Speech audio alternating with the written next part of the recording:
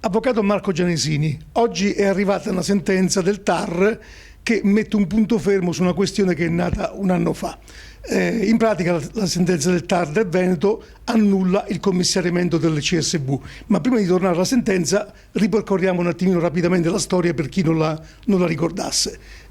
Aprile dell'anno scorso, il 17 aprile, che era un venerdì 17, non possiamo dimenticare questa data, nasce il commissariamento del CSV. Quando vi viene comunicato? Il 21 di aprile. 21 aprile io abitavo a Roma, ero in Natale di Roma. Per lei 21 aprile che cos'è? È anche la data del mio compleanno, ma il caso vuole che sia anche la data del precedente commissariamento, deciso il 21 di aprile. Quindi diciamo così, il 21 aprile Roma, suo compleanno, e lei così fa un legame con un vecchio commissariato subito da Zocche, che attualmente è presidente dell'Opera Pia Cordellina, tanto per focalizzare un po' la situazione.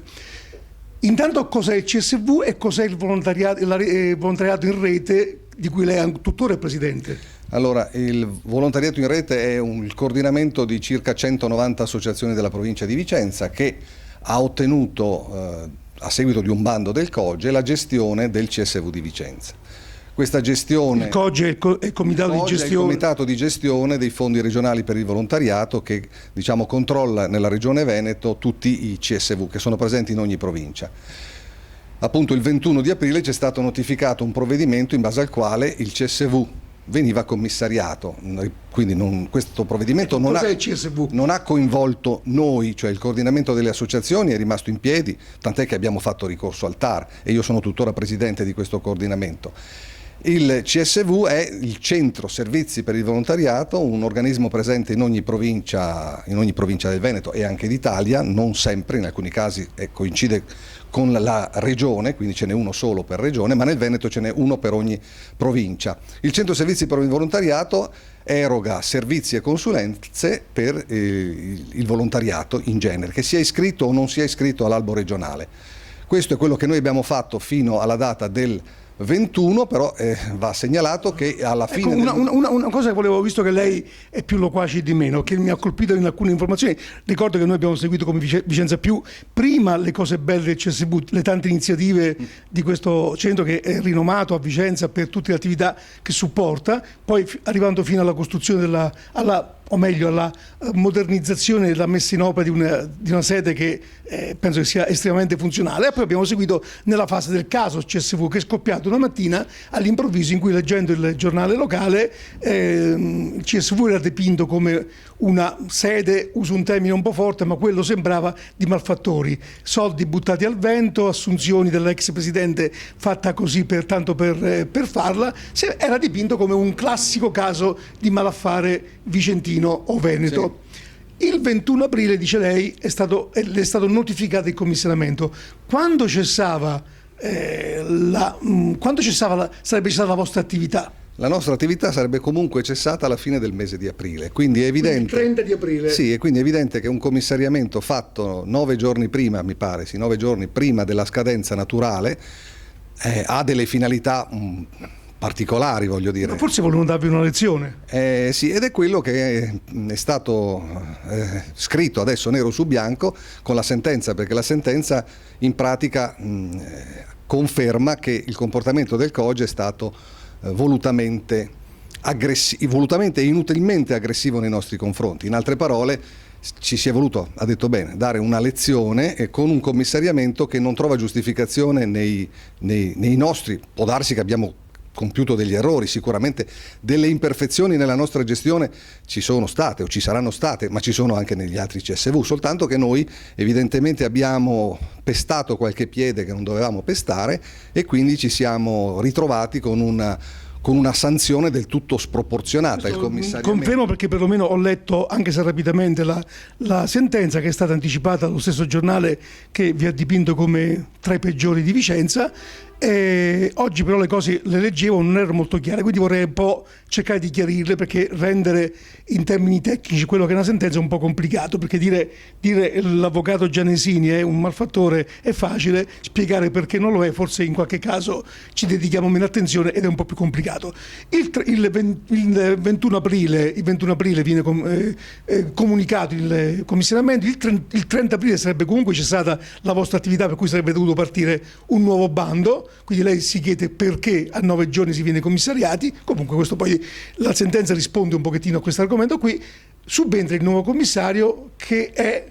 Allora, il commissario è Mauro Bellesia, un dipendente del Comune di Vicenza, già a noi noto, lo conosco anche personalmente, in quanto era già stato commissario in un precedente commissariamento del CSV di Vicenza ed era stato anche segretario del COGE. Allora, noi a fronte di questo commissariamento, forse non se l'aspettava chi ci ha commissariato, non abbiamo porto l'altra guancia, abbiamo raccolto il volontariato vicentino e abbiamo istruito una causa. Chi l'ha fatta la causa? Ecco, noi abbiamo fatto un ricorso al TAR, Noi chi? Intendo, mi riferisco a volontariato in rete. Successivamente si sono associati, tecnicamente si parla di intervento ad adiuvandum, sono intervenute anche altre 72 associazioni e prima ancora la Regione Veneto. Questo ci ha rincuorato in qualche modo, perché non siamo stati lasciati, non ci siamo sentiti abbandonati, insomma. Anche se poi qualcuno ha voluto dare delle letture politiche, io sì, ma ci andiamo in fondo adesso. Vorrei un po' ancora raccontare. Sì. Il commissario Bellesia svolge il suo compito, gestisce il CSV in questo circa un anno di attività, percepisce un rimborso. Questo l'ho letto sul giornale di Vicenza, non so se è un bufala o meno, ma comunque tra i vari consulenti del Comune di Vicenza veniva indicato anche il nominativo di Mauro Bellesia e veniva indicato un compenso di 1.600 euro. Adesso che c'è l'azzeramento del commissariamento, l'azzeramento di un commissariamento impone l'azzeramento di tutti gli atti compiuti. Cosa significa? Mi risponda un po' da presidente del volontariato di rete e un po' da legale. Allora, ovviamente crea un problema, è indubbio questo, però la sentenza deve produrre questi effetti, cioè se il commissariamento è illegittimo, e questo è quello che dice il TAR, tutti gli atti che sono stati compiuti dopo il primo atto illegittimo ovviamente non possono essere legittimi, sono anch'essi illegittimi, quindi tutto quello che ha fatto il commissario viene a essere caducato, è come se non esistesse. Chiaramente parliamo di un commissariamento che è durato tantissimo, non si hanno precedenti di un commissariamento così lungo, quindi ben 13 mesi di commissariamento, quindi immaginiamo quanti atti abbia fatto il commissario in questo periodo di tempo e adesso spetterà un po' al COGE decidere il da farsi rispetto a questa situazione. Prima di andare all'aspetto più diretto personale che lei prima mi diceva, ed è comprensibile, abbiamo subito io come presidente, Maria Rita Dalmolin come dipendente, ex presidente, dei danni di immagine e morale non indifferenti, perché essere additati come malfattori non ci ha fatto particolarmente piacere, né ci ha giovato nelle nostre attività e nelle nostre relazioni. Quindi vedremo questo aspetto qui. L'azzeramento del commissariamento può portare dei danni anche economici, oltre ai rimborsi pagati al CSV stesso, e chi paga quei danni? Allora qui si apre effettivamente un altro capitolo, nel senso che a fronte di una dichiarazione di illegittimità, cioè se l'atto di commissariamento del COGE è stato dichiarato illegittimo e tutti gli atti del commissario di conseguenza sono illegittimi, significa che noi abbiamo subito un commissariamento che non dovevamo subire. A fronte di questo abbiamo anche subito possiamo chiamarla una lapidazione mediatica, non so come definirla. Siamo stati, soprattutto da un quotidiano locale, siamo stati più volte sul giornale con un accanimento che ha procurato dei danni, al di là dei danni materiali, che anche questi sono quantificabili, nel senso che noi abbiamo dovuto, non siamo il COGE, siamo delle associazioni di volontariato, abbiamo dovuto fare delle collette per pagarci gli avvocati, non è che abbiamo a disposizione denaro, il denaro che abbiamo dobbiamo usarlo per le associazioni, quindi abbiamo dovuto vendere le torte, fare quelle attività classiche che fanno le associazioni di volontariato per finanziarci, quindi abbiamo avuto dei costi, abbiamo avuto degli stress, abbiamo avuto incontri, viaggi, eccetera, tutta una serie di attività che sono un danno che danno fisico, e poi c'è il danno biologico, si dice, no? Il danno morale, certamente, soprattutto. Lei che è avvocato ha sentito il peso di questa decisione negativa prima e può sentire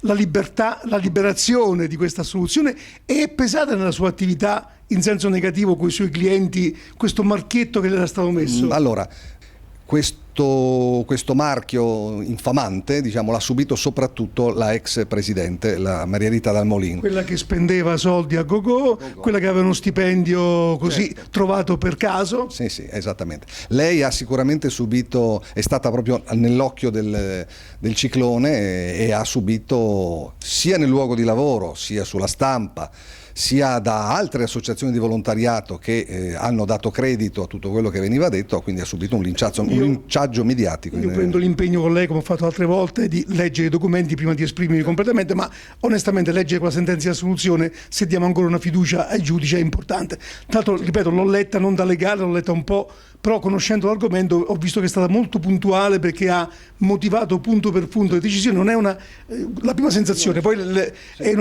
una sentenza assolutoria generalista, va molto nel particolare. Questa sentenza può essere appellata entro 60 giorni, se non sbaglio, però io vedo che è ben costruita questa sentenza. I prossimi passi che farà lei, Gianesini, la Maria Dal Molin, il volontariato in rete e le associazioni, è immaginabile un percorso, è immaginabile un tentativo di riappropriarsi in senso buono del volontariato che è stato tolto a Vicenza in qualche modo? Allora, noi abbiamo una situazione particolare, nel senso che il famoso venerdì 17 è stato anche bandito la gestione del 2015, sì, è stato aperto il bando per la gestione del CSV. Solo che il COGE, anche qui sempre pochi giorni prima delle scadenze, 2 giorni prima della scadenza, ha detto: ma siccome c'è il ricorso al TAR, noi preferiamo sospendere l'assegnazione del bando e aspettare l'esito della sentenza. Che è arrivata. Quindi adesso, se riapriranno, e dovrebbero riaprire i termini del bando, li riaprono per 2 soli giorni. Quindi dovrebbe essere una cosa che ci auguriamo venga fatta il prima possibile. Decorsi questi 2 giorni, il bando si chiude. Per ora c'è solo la nostra domanda, che è rimasta viva ed è rimasta l'unica, e se poi si presenterà qualcun altro vedremo, e poi ci sarà l'assegnazione per la gestione del bando. Però non ho risposto completamente alla sua domanda. I prossimi passi quali saranno? Quelli vostri, al di là delle scadenze che sono importantissime, ma quali saranno i prossimi passi? Allora, noi vorremmo indurre il COGE a riaprire il bando il prima possibile, in modo che questi 2 giorni passino il prima possibile. Però noi ci troviamo adesso in una situazione particolare, perché il nostro interlocutore non è nella pienezza dei poteri. Il COGE, infatti, l'attuale COGE, o meglio, quello che ha commissariato il CSV di Vicenza, è scaduto, ha una durata biennale ed è scaduto. Paradossalmente lei viene reintegrato e il COGE scade. Il COGE è scaduto. Quindi adesso abbiamo la prossima riunione del COGE con la nomina del presidente il 13 di maggio. Di giugno. Il 13 di giugno. Fino al 13 di giugno non sappiamo esattamente con chi è il nostro interlocutore, quindi adesso sarà compito dei nostri legali parlare con i legali della controparte, perché noi teoricamente potremmo anche muoverci per un risarcimento di un danno, potremmo essere... Il nostro comportamento dipenderà molto dall'atteggiamento della controparte, che fino adesso è stato sempre improntato ad una pregiudiziale ostilità nei nostri confronti. Cioè lei mi dice, se il COGE dovesse recepire quello che è, oltre che la lettera della sentenza, ma anche il significato, che è è una condanna di certe decisioni prese forse in maniera affrettata e un pochettino in maniera superficiale, forse la vostra azione potrà essere modulata di conseguenza. Questo ho capito, no? Certo, perché noi non è che non siamo pregiudizialmente... Ecco, una cosa, un'ultima domanda, poi so che lei ha tante cose in testa in questo momento, so che probabilmente farete anche l'incontro pubblico e così via, ma non anticipiamo alcune cose a cui mi accennava prima, anche perché deve ancora decidere, deve ancora parlare col suo legale e così via. Una domanda così, ma il CSV prima gestiva 1 milione, 1,5 milioni di euro che destinava ai progetti delle varie associazioni di volontariato. Sono cifre che paiono grandi, ma sono poi i tanti piccoli rivoli che rendono possibile l'attività del volontariato. Questo budget nel tempo, per tutti i problemi ben noti, si è ridotto, si è assottigliato a poche centinaia di migliaia di euro. Sì. Ma perché allora, domanda pratica, perché questa grande guerra che arriva a commissariare un presidente, un ente a 9 giorni dalla scadenza, in fondo per delle cifre limitate? Cosa c'è dietro e cosa c'è sotto? Non voglio pensare stupidità. No, allora, io ho sempre avuto l'impressione che ci fossero degli interessi politici e anche di associazioni diciamo di grosso livello, o meglio di associazioni che fanno grandi numeri, e purtroppo il mondo è fatto così, cioè i grossi mangiano i piccoli. Quindi in questa situazione le associazioni più grandi, che avevano possibilità di accedere a bandi del COGE, ma qui adesso sarebbe troppo lungo da spiegare, si sono sentite un po' danneggiate da una certa posizione assunta a suo tempo dal CSV di Vicenza. In altre parole, noi abbiamo pestato i piedi alle grosse associazioni di volontariato, da un lato. Dall'altro lato la politica. Sì, a me ha fatto specie alla presentazione dell'ultimo bando del CSV vedere sul giornale la fotografia di chi gestiva in quel momento il CSV di Vicenza, ed erano tutti politici. In precedenza eravamo tutti volontari. Quindi questo anno e mezzo, anzi sono 13 mesi per la precisione, questi 13 mesi di gestione del CSV sono stati 13 mesi di gestione da parte del potere politico, che ha dato e ha gestito le risorse per il volontariato con la logica politica, cioè della serie diamo tutto a tutti indipendentemente dal rispetto delle regole del bando, perché poi dopo, insomma, la logica è un po' quella clientelare, ecco, mi viene da dire, è una logica un po' diversa dalla nostra. Noi abbiamo avuto anche delle controversie legali, voglio dirlo. Recentemente c'è stata una causa in tribunale a Vicenza per un'associazione che non ha avuto, perché non poteva avere, i fondi che aveva richiesto. Se noi avessimo avuto l'approccio del politico sicuramente non saremmo mai arrivati ad una causa, perché ci saremmo accomodati in qualche modo. Ecco, non so se mi sono spiegato. Si è spiegato abbastanza chiaramente. Io direi così che oggi la chiudiamo qui, la ringraziamo per le informazioni che ci ha voluto dare. Abbiamo aspettato che la sentenza fosse resa disponibile, perché le anticipazioni sanno un po' di anticipazioni a comando in un caso o nell'altro. Ci auguriamo che ci sia chiarezza, perché Vicenza negli ultimi tempi sta morendo in tanti settori, proprio per mancanza di chiarezza e per tanti giochi, piccoli o grandi, ma sono giochi che comunque fanno male al territorio. La ringrazio e alla prossima. Grazie a lei. Arrivederci.